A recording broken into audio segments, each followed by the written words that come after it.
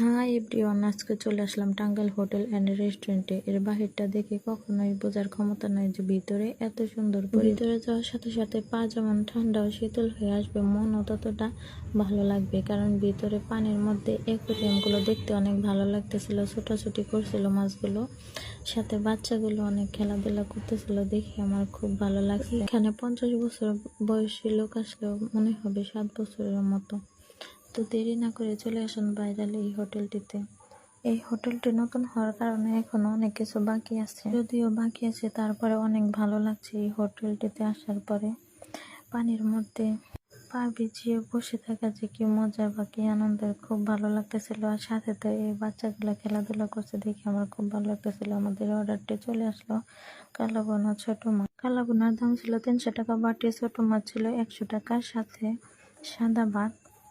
তো খাবারগুলো অনেক টেস্ট ছিল, খুবই মজার সুস্বাদু।